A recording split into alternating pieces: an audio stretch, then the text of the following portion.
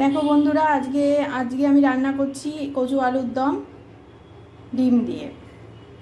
আলুটা ভালো করে নুন হলুদ দিয়ে ভেজে তুলে নিয়েছি, ডিমটা সেদ্ধ করে নুন হলুদ দিয়ে ভেজে তুলে রেখেছি। এই দেখো বন্ধুরা, কচুটাও ভাজা হলো, তুলে নিলাম, দিয়ে বাটিতে একসাথে মিশিয়ে রাখলাম। এবার তেলের উপর কালো জিরে দেবো। তেলের উপর কালো জিরে দিয়ে দেখো মশলাটা দিয়ে দিলাম।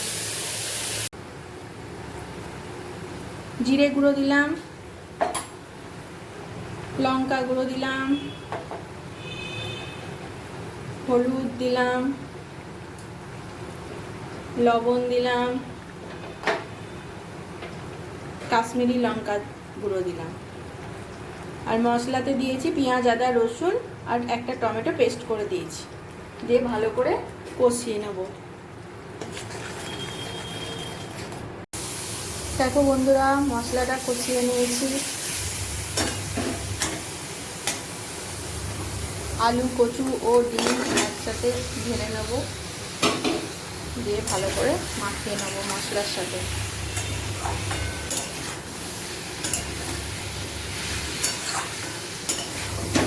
মাখানো হয়ে গেছে, এবার সেদ্ধ করতে হবে, এর জন্য জল দিয়ে দেবো।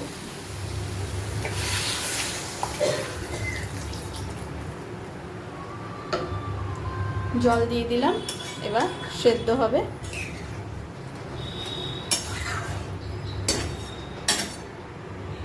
দেখো বন্ধুরা, কচু আলুর দম রেডি। কষা কষা নামাবো, একদম সেদ্ধ হয়ে গেছে সুন্দরভাবে, এবার নামিয়ে